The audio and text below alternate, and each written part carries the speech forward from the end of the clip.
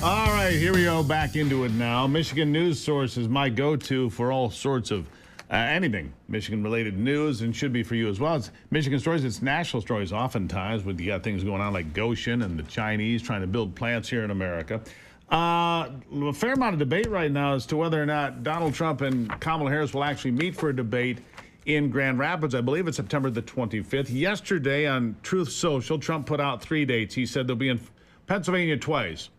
September 4th and September 10th, one in Harrisburg, one in Philly, and then a debate in Grand Rapids, Michigan on the 25th. He put it out there, said, this is what's happening. Here are the networks. In fact, he even said who the hosts are going to be on these. And yet no confirmation from the Harris campaign, only on one. The other two are still up for grabs. Heid joining me now from Michigan News Source. Katie, good to have you. Good morning. Good morning. Look, Donald Trump put it out there as fact, and apparently it's not fact yet.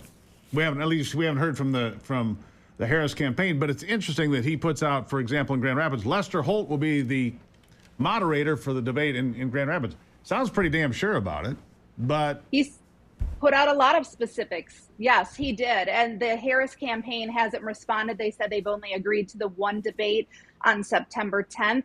It is interesting to note that Michigan has 15 electoral votes up for grabs, and that Michigan is predicted to swing this election. And so if it ends up becoming that they have a debate in Grand Rapids, that's going to have huge ramifications for the election in November. That's correct. In fact, I think J.D. Vance is back, on Wednesday? So obviously Michigan is right in the crosshairs for him, right? Yes, that's his second visit to Michigan in 1 week. He was here last Wednesday. Harris and Walz were here on Wednesday as well. So it's quite obvious that they see Michigan as a primary state that they need to woo. And they recognize that it is blue now from the governor on down, and they are probably going to schedule a lot more visits to Michigan between now and November. And right now, Kamala Harris shows a lead in Michigan, according to the Real Clear Politics average. It shows her with a 2.5-point lead, although I think it's tighter than that because there's just one throwaway poll in there that shows her with an 11-point lead. I don't think anybody believes that. You don't, I don't. It's what we call an outlier, right? So.